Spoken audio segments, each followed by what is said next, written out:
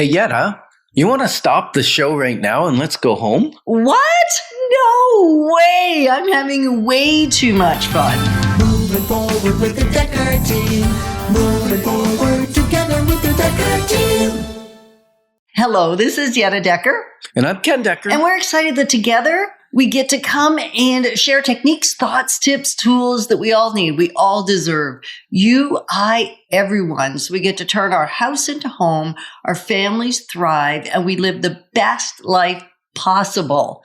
So in this segment, we're going to consider how the right team, I was going to say how the team makes the dream work, and it is how the team makes the dream work, provided we've got the right team. Otherwise, it's a nightmare. Well, buying and selling can be very, very stressful. And one of the things you typically say is, if I'm not having fun, I'm going home. Yeah, that's why I kind of started the show with that. If I get it. Are we having fun? We are having fun. Otherwise, I'm going home. And I say that to my clients, and it's kind of tongue in cheek. It doesn't mean we're going to roll down the hills every time we show a property, because I like doing that. That's fun too. It doesn't mean I'm going to jump up and down and scream and yell and get all carried away, because that could be fun too, or do a belly laugh. It doesn't necessarily mean that. What it means really is that it's going to be enjoyable. We're not going to get cantankerous with each other. We're going to function as a team, not that's pitted against each other, not two opposing teams, but the goal is that we're all going to work as one team. And that has in and of itself fun and joy built in. Right? Like think about the team, like think about some of your teams, Ken. Which ones were fun? And which ones weren't? Are you talking business or sports? It doesn't actually matter, because that really cool thing, the philosophy that we bring to business, that we bring to real estate, comes out of life. Like we don't separate it. We kind of are who we are for the most part.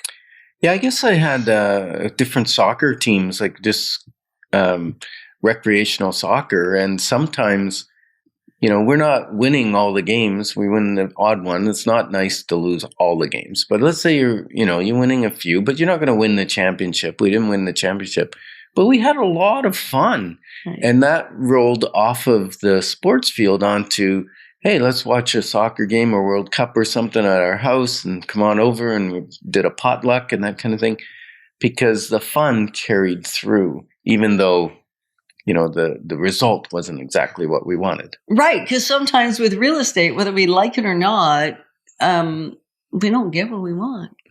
Like we don't get the one we thought we wanted. Now, usually turns out the one that we thought we wanted that got away and we wish it hadn't, and we're very distraught about it. Usually we find a better one later. Sometimes. Not always, and most of the time. Yep. Right? Patience. There is an element of patience, right? Built into having an enjoyable experience. So when I say I'm going to have fun or I'm going home, so I'm going to enjoy myself or I'm going home would probably be more accurate. It doesn't mean that things don't go wrong. It doesn't mean that there aren't things to navigate, tough conversations to have with the other agent or the case may be the seller or whoever. Right. And maybe you can think about a time where you bought a house or sold a house and you got the result you wanted. Like your house got sold, you got decent money for it, or more than you thought maybe, or maybe you bought a house and you got the house you wanted and you paid what you thought, but the experience was meh, because you didn't actually have a functional, enjoyable team. And so we're really here to just encourage you that you want to choose somebody, like whether it's the Decker team, whether it's Ken Decker, Yetta Decker, or Ryan or Candace or Leah or Monica, any of the team members, whether it's one of us or someone else, you need to please have it not an arduous experience. Because if it feels arduous going in, the challenge is when there's something to navigate, which there likely will be. I mean, our checklist, depending on how detailed we write out the buying checklist or the selling checklist, there's hundreds of items on it. Yeah.